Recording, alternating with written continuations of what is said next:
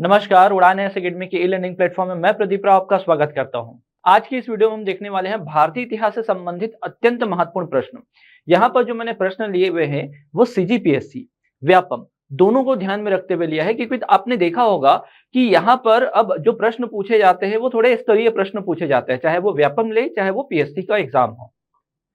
यहाँ पर आने वाले जो भर्ती एग्जाम है, खासकर सहकारिता, राजस्व विभाग, पटवारी, हॉस्टल वार्डन, इन सबको भी ध्यान दिया गया है और प्रश्नों का उत्तर भी वैसे ही रखा गया है। वीडियो में आगे बढ़ने से पहले मैं आपको बता दूं, उड़ान एस अकेडमी सहकारिता विभाग के विभिन्न पदों की भर्ती हेतु एक विशेष बैच प्रारंभ कर रहा है। यह बैच जो है 11 सितंबर से प्रारंभ हो रहा है, जिसका समय है शाम 4 बजे से 4:30 बजे से 8:30 बजे तक।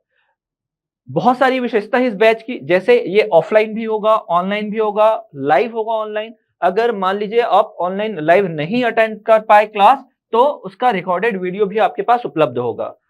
ये जो सुविधा है, ऑफलाइन जो स्टूडेंट होते हैं उनको भी ये सुविधा मिलती है। किसी दिन किसी कारणवश अगर वो नहीं आ पाते तो वो लाइव देख सकते हैं घर से, या तो रिकॉर्डेड वीडियो भी देख सकते हैं। अधिक जानकारी के लिए नीचे दिए गए नंबर पर आप संपर्क कर सकते हैं। नंबर दिखा हुआ है आपको 8120234424। इन नंबरों पर क्या करें, आप मैसेज कर सकते हैं बैच संबंधी जानकारी प्राप्त करने के लिए। ज्वाइन सहकारिता बैच ऐसा करके आप मैसेज कर दें, आपको तुरंत उसका लिंक मिल जाएगा। वही इसी को ध्यान में रखते हुए, सहकारिता विभाग की भर्ती को ध्यान में रखते हुए उड़ान एस अकेडमी बहुत ही न्यूनतम शुल्क में टेस्ट सीरीज भी ऑर्गेनाइज कर रहा है। टेस्ट सीरीज जो है 13 तारीख से ही चालू है और पहला जो टेस्ट है वो पूर्णतः क्या है, निःशुल्क है। इसका लाभ आप ले सकते हैं, स्तर देख सकते हैं प्रश्न का, किस प्रकार के प्रश्न आपको मिल सकते हैं एग्जाम में। चलिए, इसकी भी अधिक जानकारी के लिए आप क्या कर सकते हैं, हमारे दिए गए नंबरों पर कॉल कर सकते हैं और इससे संबंधित जानकारी प्राप्त करने के लिए आप हमारे पूरे छत्तीसगढ़ के जहां जहां हमारे ब्रांच है वहां विजिट कर सकते हैं। बढ़ते हैं अपने टॉपिक की ओर। हमारा जो टॉपिक है वो है इतिहास से संबंधित बहुत सारा महत्वपूर्ण प्रश्न एमसीक्यू फॉर्म में। अब यहाँ पर देखना है कि जैसे कि मैंने आपको स्टार्टिंग में ही बताया वीडियो के, कि यहाँ पर प्रश्नों का स्तर मैंने क्या रखा है, बनाकर रखा है, जिससे अगर मान लो टफ क्वेश्चन आए तो भी आप उनको सॉल्व कर पाए। इसके अलावा आपने देखा है कि बीते वर्षों से इतिहास से संबंधित बहुत ही अलग स्तर के प्रश्न पूछे जा रहे हैं, उन सबको हमने ध्यान देते हुए ये जो है प्रश्नों की श्रृंखला बनाई है। पहला प्रश्न लिखा हुआ है, चीनी यात्री फाहियान ने कनिष्क, याद रखिएगा क्या लिखा है, फाहियान लिखा है, फाहियान कनिष्क द्वारा आयोजित की गई चतुर्थ महान बौद्ध संगीति परिषद में भाग लिया था। अगर मैं बात करूं फाहियान की, तो फाहियान का आगमन कब होता है, 399 से लेकर 414, मतलब ये जो समय था ये चंद्रगुप्त द्वितीय विक्रमादित्य का समय है। और कनिष्क का जो चौथा बौद्ध संगीति है वो तो प्रथम शताब्दी में होता है, प्रथम शताब्दी ईसवी में। तो जाहिर सी बात है कि पहला जो स्टेटमेंट है वो क्या है आपका, गलत है। पहला स्टेटमेंट क्या, गलत। अगला अगर मैं प्रश्न देखूं तो क्या लिखा हुआ है, चीनी यात्री वेनसांग हर्ष से मिला और उसे बौद्ध धर्म का प्रतिरोधी पाया। बौद्ध धर्म का प्रतिरोधी मतलब विरोध बताया। तो हमें पता है कि हर्षवर्धन जो है बौद्ध धर्म के महायान शाखा के अनुयायी थे, तो दूसरा कथन भी गलत हो गया है। तो यहां पर हमको बताना है उपयुक्त कथनों में से कौन सा या कौन से सही है, जबकि हमने देखा कि दोनों के दोनों कथन क्या है, गलत है। तो आपका जो सही आंसर हो जाएगा वो क्या हो जाएगा, डी, ना ही 1 और ना ही 2। बढ़ते हैं अगले प्रश्न की ओर। अगला प्रश्न हमारे सामने लिखा हुआ है, सूची एक तरफ लिखा है राजवंश और दूसरी तरफ लिखा है राजधानी। अब उसको क्या करना है, कूट के आधार पर उसको सम्मिलित करना है। अब देखिएगा ऐसे प्रश्न थोड़े आसान भी होते हैं, थोड़े टफ होते हैं, अगर आपने इस काल को नहीं पढ़ा होगा तो, राजपूत काल को। तो आपको ये ध्यान रखना है कि कौन सा चीज जो है आपको पता है। जैसे हमें पता है परमार वंश में राजा भोज, आपने नाम सुना होगा राजा भोज, गाना भी बना हुआ है इनके ऊपर एक फेमस। अब राजा भोज की जो राजधानी थी वो थी धार। तो देखिएगा धार यहां पर लिखा हुआ है।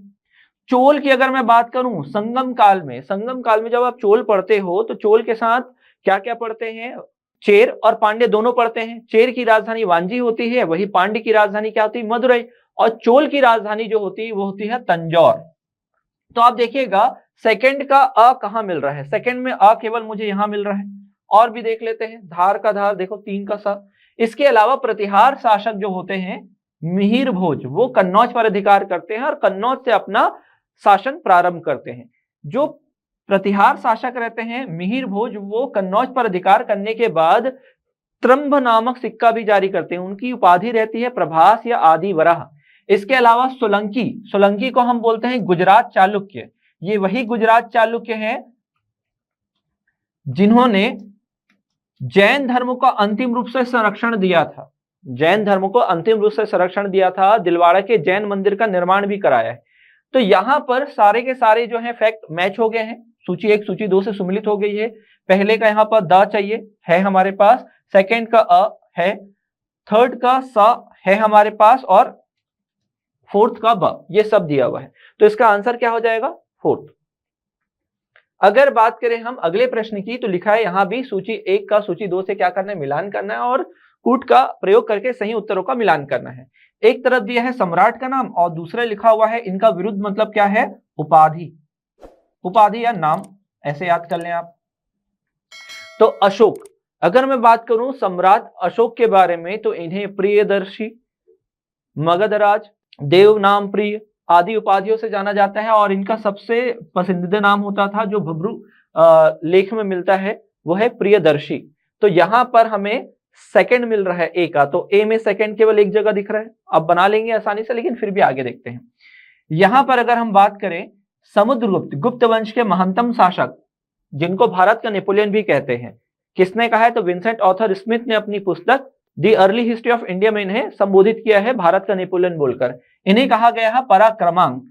वही चंद्रगुप्त द्वितीय जो है वो लेते हैं विक्रमादित्य की उपाधि। तो ये विक्रमादित्य की उपाधि क्यों लेते हैं? क्योंकि इन्होंने जो शक राजा होते हैं मालवा के, रुद्र सिंह तृतीय, इनकी हत्या करते हैं और तब जाकर क्या करते हैं? विक्रमादित्य की उपाधि धारण करते हैं।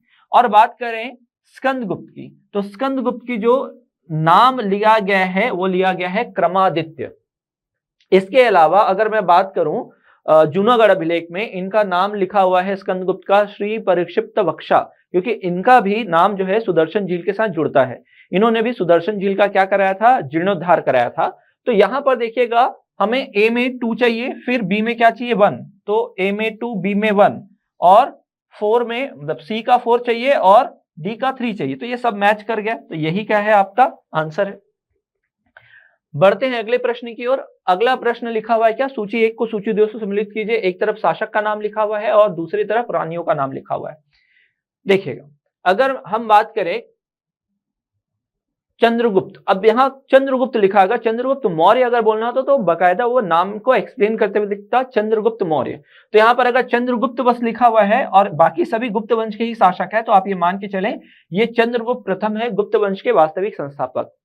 इन्हें गुप्त वंश का वास्तविक संस्थापक इसलिए कहा जाता है क्योंकि इन्होंने सामंतवादी व्यवस्था जो चल रही थी कुषाणों के अधीन, उसको उन्होंने तोड़ा, अपना नाम रखा महाराजाधिराज अर्थात उपाधि धारण की, एक राजकुमारी से शादी करते हैं, गुप्त संवत जारी करते हैं, सोने के सिक्के जारी करते हैं। तो ये लिच्छवी की राजकुमारी कुमार देवी से विवाह करते हैं।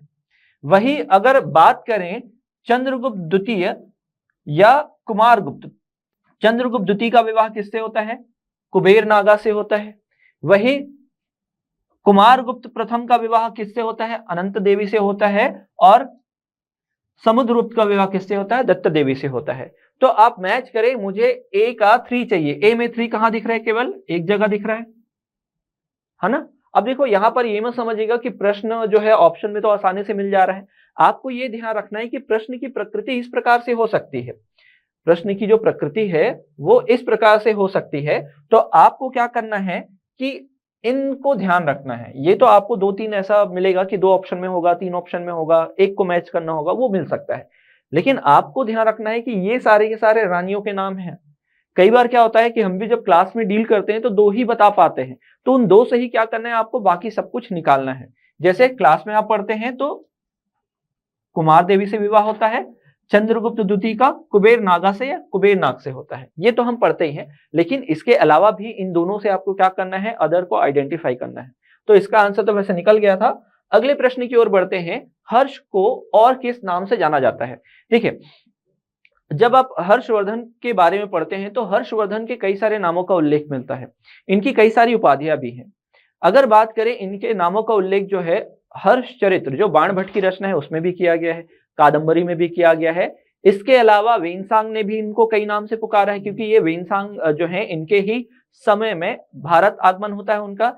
इसके अलावा आप देखेंगे रवि कीर्ति का एहुल प्रशस्ति है, उसमें भी हर्षवर्धन की जानकारी आपको मिलती है। वैसे हर्षवर्धन को राजपुत्र शीलादित्य के नाम से जाना जाता था, लेकिन वेनसांग ने इन्हें केवल राजपुत्र शीलादित्य ना कहकर केवल और केवल क्या पुकारा है, शीलादित्य ही पुकारा है बस। अब ये मत सोचेगा धर्मादित्य भी बोला जाता रहा होगा, आदित्य भी बोला जाता रहा होगा, नहीं, इन्हें एक पूरा नाम होता था राजपुत्र शीलादित्य, यही नाम इनका मेन लिया जाता है। लेकिन अगर बात करें किसके, वेनसांग की, तो वो केवल क्या पुकारते हैं अपनी रचना सियुकी में कि इन्हें राजपुत्र शीलादित्य बताया है।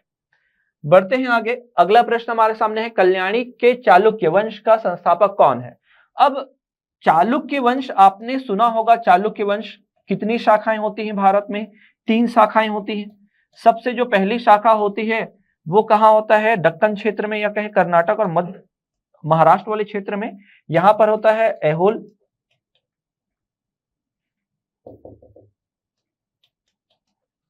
इसके अलावा यहां पर जो चालुक्य होते हैं उनको वातापी या बादामी चालुक्य के नाम से जाना जाता है, बादामी। और इसमें आपको फोकस करना है क्या, वातापी बादामी तो बोला गया, लेकिन यहाँ के संस्थापक होते हैं क्या, पुलकेशिन प्रथम, पुलकेशिन प्रथम। अब आगे चलकर क्या होता है, पुलकेशिन द्वितीय अपने भाई विष्णुवर्धन को क्या करते हैं, सपोर्ट करते हैं, और वो पूर्वी चालुक्य या वेंगी चालुक्य की स्थापना करते हैं। तो यहां पर इस वाले एरिया में क्या होता है, वेंगी चालुक्य,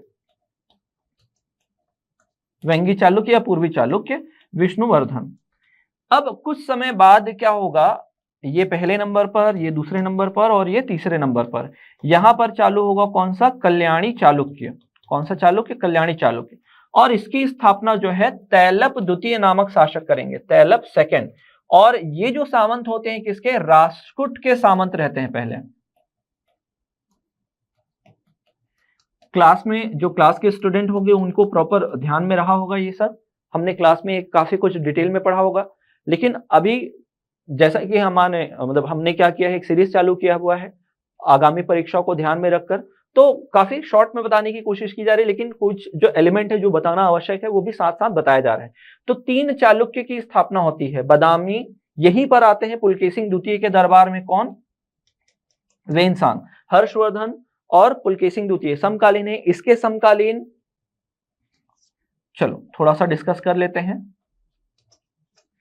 वेनसांग की अगर मैं बात करूं तो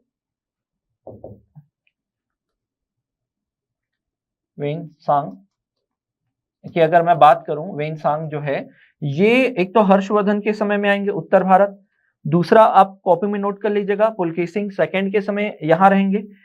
पल्लव वंश के शासक होते हैं नरसिंह वर्मन प्रथम, नरसिंह वर्मन प्रथम आप लोग पूरा लिखेगा।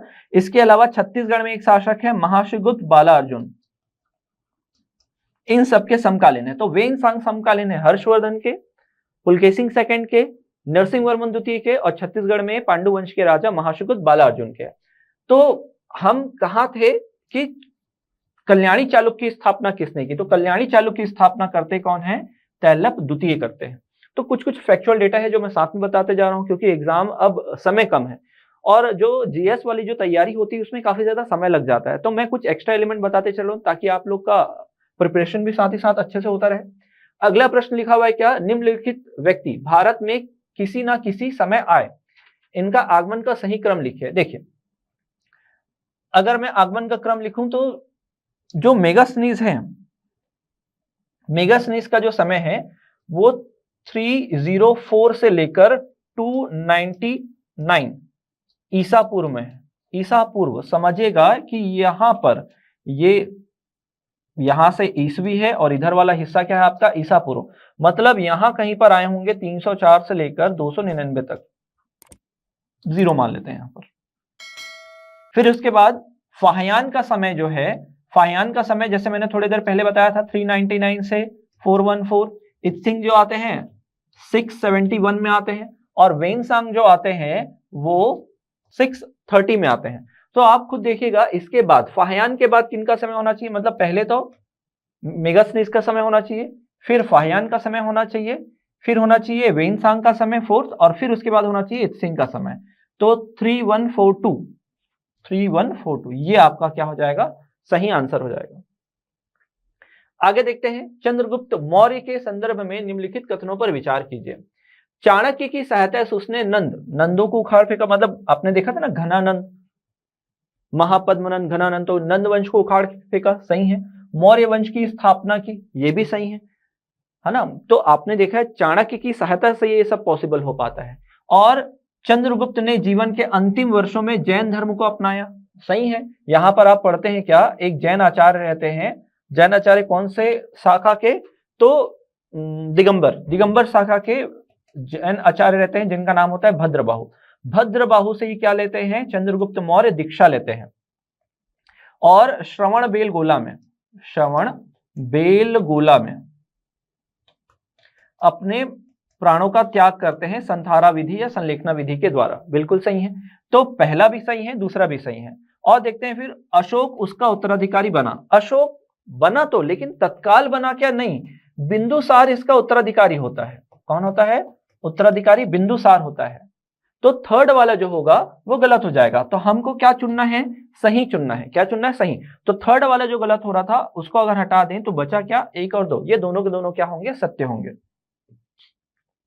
बढ़ते हैं अगले प्रश्न की ओर। अगला प्रश्न क्या लिखा हुआ है, निम्नलिखित में से कौन से कथन सही है, कौन सा या कौन से कथन सही है। बौद्ध धार्मिक ग्रंथ आगम, है ना, स्पेलिंग थोड़ा सा मिस्टेक हुआ है, आगम है, बिल्कुल कहलाते हैं, ऐसा है क्या, नहीं। यहां पर बौद्ध ग्रंथ जो है वो पिटक कहलाते हैं,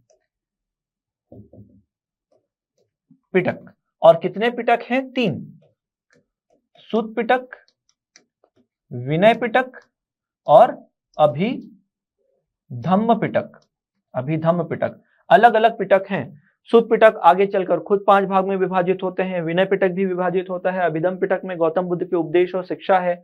यहाँ पर देखते हैं तो बौद्ध भिक्षुओं से संबंधित नियम कानून लिखे गए हैं। वही जो सुत पिटक है उसका जो निर्माण है वो आनंद ने किया है, जो कौन थे, गौतम बुद्ध के प्रिय शिष्य थे, जिसमें बौद्ध धर्म से संबंधित पूरी की पूरी जानकारी मिलती है। तो क्या कहा गया है, आगम नहीं बोला गया है, क्या बोला गया है, पिटक। और ये भी याद रखिएगा, पिटक को लिखने के लिए पाली भाषा का प्रयोग किया गया है। आगम जो है वो जैन धर्म के ग्रंथों को कहा जाता है जिसमें प्रकृत भाषा का प्रयोग किया गया है। फिर और देखते हैं क्या, बौद्ध धर्म में संथारा प्रथा प्रमुख मान्यता है, जी नहीं। संथारा जो है वो जैन धर्म से है। अभी मैंने बताया था चंद्रगुप्त मौर्य ने श्रवण बेलगोला में संथारा विधि का प्रयोग किया था, और वो जैन आचार्य भद्रबाहु से दीक्षा लेते हैं। तो ये भी हमारा क्या हो गया, गलत, और ये भी हो गया गलत। हमको क्या करना है, सही उत्तर का चयन करना है। तो सही उत्तर तो भाई कोई नहीं है, तो क्या हो जाएगा इसमें, डी आपका सही आंसर हो जाएगा, ना तो 1 ना ही 2। बढ़ते हैं अगले प्रश्न की ओर। लिखा हुआ है क्या, निम्नलिखित युग्मों में से कथनों पर विचार कीजिए। और उसके बाद कुछ दिया हुआ है, देखते हैं क्या है। दीवाने बंदागान फिरोज शाह तुगलक, जी हाँ, अगर आप दिल्ली सल्तनत पढ़ते हैं तो जो शासक हैं फिरोज शाह तुगलक वंश के महत्वपूर्ण शासक, इनके दरबार में या इनके समय सबसे ज्यादा विद्वान हुआ, सबसे ज्यादा क्या हुआ करते थे, दास हुआ करते थे। इन्होंने दासों के लिए ही एक अलग विभाग का गठन कर दिया गया था, जिसका नाम ही था दीवाने बंदागान। फिर है दीवाने मुक्त खराश। दीवाने मुक्त खराश जो है एक प्रकार का राजस्व अधिकारी या बोलना चाहिए भ्रष्टाचार अधिकारी होता था। भ्रष्टाचार रोकने के लिए किसने बनाया था, तो अलाउद्दीन खिलजी के द्वारा बनाया गया था। किसके द्वारा बनाया गया था, अलाउद्दीन खिलजी के द्वारा। तो सेकंड वाला तो हमारा गलत हो गया। फिर क्या है, दीवाने कोही। दीवाने कोही का जो निर्माण है जब आप पढ़ते हैं वो मोहम्मद बिन तुगलक, जिन्होंने द्वाब क्षेत्र में कर वृद्धि की घोषणा की थी, लेकिन जिस वर्ष वो कर वृद्धि की घोषणा करते हैं ठीक उसी वर्ष अकाल पड़ जाता है और किसानों के द्वारा विद्रोह किया जाता है। जब किसान विद्रोह कर देते हैं तो उनके विद्रोह का दमन करने के लिए ही और उनको मुआवजा देने के लिए दीवाने कोही का निर्माण करते हैं मोहम्मद बिन तुगलक। तो ये भी क्या हो गया हमारा गलत। फिर उसके बाद दीवाने अर्ज या आरिस, ये जो है बलबन के द्वारा स्थापित किया जाता है, क्योंकि बलबन ने क्या किया था, चालीसा को समाप्त कर दिया था। अब जैसे ही चालीसा समाप्त होता है तो इनको जरूरत पड़ती है क्या, सैन्य मदद की। तो ये दीवाने अर्ज ये होता था क्या, सैन्य विभाग। तो ये बिल्कुल क्या है, आपका सत्य है। तो पहला और चौथा सत्य है, तो कहां है, केवल 1 और 4 क्या है, सत्य है। तो ये आपका आंसर होगा। बढ़ते हैं अगले प्रश्न की ओर। अगला प्रश्न क्या है, सूची 1 को सूची 2 से सुमिलित कीजिए। सूची 1 में कुछ प्रथाएं लिखा हुआ है और दूसरे तरफ क्या लिखा हुआ है, डेट लिखा हुआ है। दास प्रथा की समाप्ति, तो अकबर जो है सबसे पहले दास प्रथा को ही अंत करते हैं। फिर करते हैं क्या, तीर्थ यात्रा कर समाप्त 63 में। जजिया कर को कब समाप्त करते हैं, 64 में। और सूबों का पुनर्गठन, अब तो एक ही बाकी है, तो ये हो गया सूबों का पुनर्गठन। तो हमें चाहिए 3-2-1, तो 3-2-1 पहले में ही दिख रहा है और ये यही हो जाएगा फर्स्ट वाला आपका आंसर। ठीक है, चलिए बढ़ते हैं आगे। विजयनगर साम्राज्य से संबद्ध कथनों पर क्या कीजिए, विचार कीजिए। क्या लिखा हुआ है, विवाह कर केवल वर पक्ष से लिया जाता था तथा विधवा से विवाह करने वाले इससे कर मुक्त थे। देखिए यहां पर लिखा हुआ है क्या, केवल। तो अगर विवाह कर वर पक्ष से लिया जाता था, अगर ऐसा भी रहता तो भी गलत हो जाता, क्योंकि यहां वर और वधु दोनों ही पक्षों से क्या लिया जाता था, विवाह कर लिया जाता था। विधवा पुनर्विवाह या विधवा विवाह में किसी प्रकार का टैक्स नहीं लगता था। फिर नायक को अमरम प्रदान किया जाता था। जी हां, यहां भी क्या था, सामंतवादी व्यवस्था थी जिसको नायंकर व्यवस्था कहा जाता था। और नायंकर व्यवस्था के अंतर्गत क्या पद्धति होती थी, जो भू सामंत होते थे, जो अधिकारी होते थे, उनको कार्य के बदले क्या दिया जाता था, वेतन। वेतन के बदले दिया जाता था भूमि। और जो भूमि दी जाती थी वो भूमि ही क्या कहलाती थी, अमरम कहलाती थी। और जो अधिकारी होते थे जिनको ऐसी भूमि दी जाती थी वो कहलाते थे अमर नायक, या शॉर्ट में उनको नायक ही कहा जाता था। तो ये भी सही है। फिर यहां पर देखिएगा, भू राजस्व की दर कुल उपज का 1/2, ये हाफ नहीं होता था, 1/6 से 1/2 तक होता था। तो यहां पर हमें क्या बताना, सही उत्तर बताना है। तो हमारे पास क्या है, 1 और 2, तो 1 और 2 हमारे क्या हो जाएंगे, सही उत्तर हो जाएंगे। तो इंपॉर्टेंट क्वेश्चन है विजयनगर से संबंधित, इन सब का ध्यान रखें आप। जहां भी अगर मान लो कोई चीज नया मिल रहा है तो उसको जो भी आप नोट डाउन करते हो कॉपी में, है ना, उसमें नोट डाउन करते चलें। अगला प्रश्न हमारे सामने लिखा है, निकोलो कॉन्टी, अब्दुल रज्जाक और नूनीज ने किस साम्राज्य की यात्रा की थी। अगर मैं बात करूं निकोलो कॉन्टी, मैं शॉर्ट में लिख रहा हूं निकोलो कॉन्टी, निकोलो लिख रहा हूं, ठीक है। तो इनका समय होता है देवराय प्रथम के समय में, मतलब इनका आगमन होता है देवराय प्रथम के समय। जब इनके बारे में पढ़ोगे तो पता चलता है कि निकोलो कॉन्टी इटली से आए थे लगभग 1420 के आसपास में। यह समय आप ध्यान ना रखें, देवराय प्रथम के समय आए थे विजयनगर साम्राज्य में। और ये बताते हैं, तीज त्योहार के बारे में बताते हैं, दरबारी नियम के बारे में बताते हैं, और भी बहुत सारा उल्लेख करते हैं। वही अगर बात करें अब्दुल रज्जाक की, तो ये आते हैं देवराय द्वितीय के समय। और देवराय द्वितीय इन्हीं से प्रभावित होकर अपनी सेना में क्या करते हैं, मुसलमानों की एंट्री करते हैं, मस्जिद बनाते हैं अपने क्षेत्र में। वही नूनिज की अगर मैं बात करूं, नूनिज का आगमन, नूनिज जो है ये पुर्तगाल से है और ये फारस से है। इनका आगमन होता है कृष्णदेव राय के जो उत्तराधिकारी होते हैं अच्युत देव राय, इनके समय। तो ये सब के सब जो है कौन से काल से संबंधित है, विजयनगर काल से। तो आपका जो आंसर होगा वो क्या होगा, विजयनगर साम्राज्य। बढ़ते हैं आगे। आगे लिखा हुआ है क्या, शेर शाह ने अशरफी रुपया दाम नामक नए सिक्के चलाए, जिन धातुओं से बने होते थे वे क्या कहलाते थे। अशरफी सोने का होता था, रुपया चांदी का, दाम तांबे का होता था। सोना चांदी तांबा, ये हो गया आपका आंसर, यही है। ऐसे देखो, ऐसा क्वेश्चन भी बनता है कि किस धातु से बना होता है, कभी कभी तो वजन भी पूछ देता है, तो वजन आप याद मत करिएगा, ऐसा बहुत कम क्वेश्चन बनता है। तो आप ये याद रखिएगा कौन सा, जैसे आप दिल्ली सल्तनत पढ़ते हो तो टक्का और जीतल पढ़ते हो। टक्का जो होता है वो चांदी का होता है और जीतल जो होता है वो तांबे का होता है ना। तो आपको कुछ ऐसे सिक्कों के बारे में आपको ध्यान रखना है। बढ़ते हैं आगे। आगे लिखा हुआ है क्या, सूची 1 को सूची 2 से सम्मिलित कीजिए, सूचियों के नीचे दिए गए कूट का प्रयोग करके सही बताना है। अभी हमने बताया इक्ता प्रणाली जो है दिल्ली सल्तनत में प्रचलित था। अमरम की मैंने बात की, वो कहां था, विजयनगर में। मैंने अमरम को बताने की कोशिश की है आपको पूरा। जागीर जो है वो कहां पर चलता था, मुगल काल में चलता था, जागीर व्यवस्था। तो जो भू सामंत व्यवस्था होती थी उसे अलग अलग काल में अलग अलग, जैसे प्राचीन भारत में हमने केवल और केवल क्या पढ़ा, सामंती व्यवस्था। दिल्ली सल्तनत में एकता प्रणाली हो जाएगा, विजयनगर में न्यायकर व्यवस्था हो जाएगा या नायक व्यवस्था हो जाएगा, मुगल काल में जागीर व्यवस्था, उसी को आगे चलकर उसमें मॉडिफिकेशन होगा और वो मनसबदारी, और मराठा में क्या कहलाएगा, ये मुकासा कहलाता है, जहां अधिकारियों को कार्य के बदले, मतलब कार्य करते हैं तो वेतन के बदले क्या दिया जाता है, वेतन के बदले दिया जाता है भूमि, कर मुक्त भूमि। तो यहाँ पर देखिएगा क्या हो जाएगा आपका डी का 1 दो जगह दिख रहा है, फिर 3 का सी का 4 दो जगह दिख रहा है ना, या तो इससे ही मिला लेते हैं। यहां पर दिख रहा है आपका आंसर सही, तो गलत हो गया है।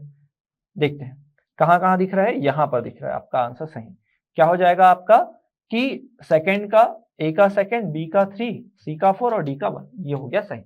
अगला प्रश्न देखते हैं। अगला प्रश्न हमारे सामने क्या लिखा हुआ है, मतलब सूची 1 को सूची 2 से मिलाना है। एक तरफ बुक का नाम लिखा हुआ और दूसरे तरफ क्या लिखा हुआ है, लेखक का नाम। अब थोड़ा सा ध्यान दीजिएगा, अगर व्यापम का एग्जाम देने जाते हैं आप, व्यापम का एग्जाम, तो बुक से रिलेटेड एक क्वेश्चन जरूर होगा मध्य भारतीय इतिहास से। मध्य इतिहास से जो होगा, मध्य भारत के इतिहास से एक प्रश्न जो है निश्चित तौर पर आपको एक प्रश्न, एक क्वेश्चन जरूर देखने को मिलेगा। जैसे देखिएगा यहाँ पर किताब उल हिंद, तो ये तो अल-बुरूनी की रचना है। अल-बुरूनी वो पहले क्या है, मुसलमान है जिन्होंने संस्कृत भाषा का अध्ययन करने के लिए भारत में 3 साल तक रुके थे। रहला या इसे सफरनामा भी बोलते हैं, यह है इब्न बतूता का। वैसे इब्न बतूता के इस रहला में दिल्ली में प्रचलित डाक व्यवस्था, बाजार मूल्य नियंत्रण आदि का भी उल्लेख मिलता है। हुमायूं नामा, हुमायूं नामा लिखा है गुलबदन बेगम ने, जो हुमायूं की बहन, और बादशाह नामा जो लिखा है अब्दुल हामिद लाहौरी ने लिखा है। तो यहां पर देखिएगा ए का 2 बी का 1, ए का 2 बी का 1, तो यहीं पर मिल रहा है मुझे डी में, है ना। तो ये हो जाएगा आपका डी। नेक्स्ट क्वेश्चन की ओर बढ़ते हैं। नेक्स्ट क्वेश्चन लिखा हुआ है क्या, निम्नलिखित कथनों पर विचार कीजिए। सुबुक्तगीन गजनी राज्य वंश का संस्थापक था। तो जब आप गजनी राजवंश पढ़ते हैं मुस्लिम आक्रमण के दौरान, तो सबसे पहले मुस्लिम आक्रमण में मोहम्मद बिन कासिम पढ़ते हैं अरब से, फिर आते हैं तुर्क से, और तुर्क से कौन आते हैं, तो गजनवी। तो गजनवी से पहले वहां पर गजनवी के संस्थापक जो होते हैं अल्पतगीन होते हैं। कौन होते हैं, अल्पतगीन। फिर आते हैं सुबुक्तगीन, सुबुक्तगीन, और इसके बाद आते हैं कौन, आपके महमूद गजनवी। तो संस्थापक तो ये होंगे। तो पहला वाला पॉइंट क्या हो गया, गलत हो गया। अल-बुरूनी पुराणों का अध्ययन करने वाला प्रथम मुसलमान था। मैंने बताया भी अभी कि ये 3-4 साल तक यहाँ रुकेंगे, भारत में रुकेंगे। इनकी जो बुक होती है किताबुल हिंद, तारीख हिंद, तहकीक हिंद, 11वीं शताब्दी की सबसे महत्वपूर्ण बुक मानी जाती है, जिसमें भारतीय तीज त्योहार, परंपरा, मौसम, जलवायु, काल विभाजन, वर्ण व्यवस्था, बहुत सारी बातें लिखी गई हैं। तो ये सत्य है, फर्स्ट वाला गलत है। अल-बुरूनी 12वीं शताब्दी, अभी मैंने बातों बातों में कहा कि अल-बुरूनी जो है 11वीं शताब्दी में, क्योंकि 1000 के बाद आए थे ना, तो 1000 से लेकर 1100 तक का जो समय होता है वो क्या होता है, 11वीं शताब्दी कहलाता है। वही क्या कहलाता है आपका, 11वीं शताब्दी। तो ये वाला भी क्या हो गया, गलत हो गया। तो हमको बताना है सही है, तो कौन सा सही है, केवल सेकंड, केवल सेकंड सही है। अगला प्रश्न है, रैयतवाड़ी व्यवस्था मुगल काल में भू राजस्व वसूल हेतु लागू की गई थी। देखिए मुगल काल में दहसाला पद्धति चलती थी और भी अलग अलग प्रकार की पद्धति चलती थी, लेकिन इसकी जो शुरुआत है रैयतवाड़ी की, ये मुगल काल में नहीं हुई। प्राचीन समय से भी ऐसी व्यवस्था होती थी। रैयतवाड़ी का मतलब ये है कि डायरेक्ट जो है टैक्स वसूल किससे किया जाएगा, किसानों से। फिर इस व्यवस्था का संबंध टॉमस मुनरो से है, बिल्कुल सही। टॉमस मुनरो जो है रैयतवाड़ी व्यवस्था से संबंधित है। फिर क्या है, इस व्यवस्था में किसान और सरकार के बीच एक जमींदार होता है। जी नहीं, मैंने अभी बातों बातों में बताया कि सरकार सीधे टैक्स लेती थी, किससे, किसानों से। तो ये हो जाएगा ठीक, ये भी हो जाएगा सही। फिर यह सर्वप्रथम तमिलनाडु के 12 महल जिले में लागू किया गया था, ये भी सत्य है। और अगर मैं बात करूं, पहली बार 92 के आसपास में, 1792 में इसका यूज किया गया था, लेकिन प्रॉपरली इसको कब फॉलो किया जाता है, 1820 में। तो हमारा जो है फर्स्ट वाला बस गलत है, सही कौन कौन सा हो जाएगा, यहां पर कुछ मिस्टेक्स है, देखिएगा आप आंसर लीजिएगा 2, 3 और 4। बढ़ते हैं अगले प्रश्न की ओर। अगला प्रश्न लिखा हुआ है क्या, निम्न सही सुमिलित है। तो आपको बताना, एक तरफ तो वही व्यवस्था लिखा हुआ है, भू राजस्व व्यवस्था, और दूसरे तरफ लिखा हुआ है वायसराय का नाम। रैयतवाड़ी व्यवस्था जो है वो लॉर्ड हेस्टिंग्स से जुड़ा हुआ है, मतलब पहला वाला तो गलत। वही महलवाड़ी जो है, महलवाड़ी सिस्टम भी हेस्टिंग्स से जुड़ा हुआ है। स्थायी बंदोबस्त जुड़ा हुआ है किससे, कार्नवालिस से। और यही जो स्थायी बंदोबस्त जो है, इसी को इस्तमरारी भी बोलते हैं, परमानेंट सेटलमेंट, इस्तमरारी। तो यही बस क्या है, सही सुमिलित है। तो आपका सही आंसर क्या हो जाएगा? डी। तो ये गलत, ए बी सी गलत है, डी क्या हो जाएगा आपका? सही हो जाएगा। नेक्स्ट बढ़ते हैं अगले प्रश्न की ओर। लिखा हुआ है 1857 की क्रांति के संदर्भ में या संबंध में निम्नलिखित कथनों पर विचार कीजिए। इस क्रांति का शंखनाद मेरठ की छावनी, देखो मेरठ की छावनी से हुआ, लेकिन दिसंबर में नहीं हुआ था, ये हुआ था 10 मई के दिन, 10 मई के दिन। तो पहला वाला जो है वो क्या हो जाएगा आपका? गलत हो जाएगा, पहला वाला पॉइंट गलत। सेकेंड वाला पॉइंट क्या है? इस क्रांति के दौरान अंग्रेजों की सर्वाधिक सहायता ग्वालियर के सिंधिया राजवंश ने की थी। बिल्कुल सही है। इसके लिए, इस सहयोग के लिए क्या बोलते हैं? कैनिंग बोलते हैं कि इस विद्रोह के लहर में एक अवरोध करने वाला, एक रोकने वाला, इस लहर को रोकने वाले एक तरंग के रूप में हमारा साथ दिया है राजवंशों ने। तो बहुत इंपॉर्टेंट है, याद रखना, सिंधिया ने साथ दिया है। और इसका अच्छा बात कौन बोलते हैं? इसे अच्छा बात कौन बोलते हैं? तो कैनिंग बोलते हैं। वही देखिएगा थर्ड पॉइंट लिखा है 1857 की क्रांति को प्रसिद्ध उर्दू कवि मिर्जा शेख इकबाल ने अपनी, नहीं, इसने अपनी आंखों से नहीं देखा है, मिर्जा गालिब, सुना होगा आपने, गालिब, इन्होंने देखा है। तो सेकंड के बाद थर्ड वाला पॉइंट क्या हो गया? गलत हो गया। और इस क्रांति के समय गवर्नर जनरल लॉर्ड डलहौजी थे, नहीं, लॉर्ड डलहौजी का कार्यकाल जो था 1848 से लेकर 56 तक था। और कैनिंग का जो समय है, लॉर्ड कैनिंग का समय, वो 56 से लेकर कब तक रहेगा? 62 तक रहेगा। तो इनके समय होता है 1857 की क्रांति। तो आप देखिएगा कि आपका कौन कौन सा सही है। केवल सेकंड पॉइंट जो है वो सही है, हमको कुछ नहीं बोला है तो आपको सही से बताना होता है। जब मान लीजिए कोई क्वेश्चन में अगर क्लियर ना हो कि सही बताना है गलत बताना, तो आपको सही वाला ही लेना है। बढ़ते हैं अगले प्रश्न की ओर। अगला प्रश्न, अब व्यापम के एग्जाम में ऐसे ही डायरेक्ट उठाकर प्रश्न भी पूछता है। तो देखो, सूची 1 को सूची 2 से सम्मिलित करना है। प्रार्थना समाज की अगर मैं बात करूं तो ये जुड़ा हुआ है किससे? आत्माराम पांडुरंग से। इसकी स्थापना जो होती है 1867 में होता है, मुंबई। ब्रह्म समाज की जो स्थापना है 1828 के आसपास में होता है, अगस्त। और कौन करते हैं? राजा राम मोहन राय। सत्य शोधक समाज 1872 ज्योतिबा फुले जी। और पुनः सार्वजनिक सभा 1870 के आसपास में कौन करते हैं? महादेव गोविंद रानाडे, MG रानाडे, है ना, गोपाल कृष्ण गोखले के राजनीतिक गुरु। और गोपाल कृष्ण गोखले किनके राजनीतिक गुरु होते हैं? तो गांधी जी के। तो आप देखिएगा ए में डी मतलब 4 आना चाहिए, डी का क्या होना चाहिए? 1 होना चाहिए। तो ये यहाँ पर 1 दिख रहा है।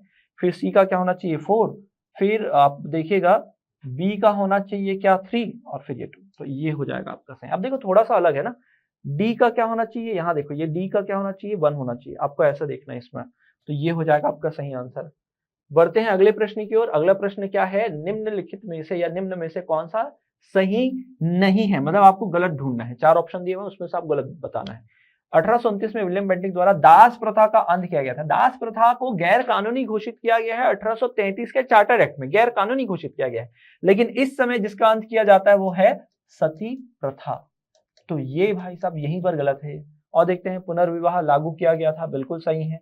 राजा राम मोहन राय सती प्रथा के विरोधी थे, सही है। दयानंद सरस्वती ने वेदों की और लोटों का नारा दिया था, ये भी सही है। तो एकदम आसान प्रश्न है ये।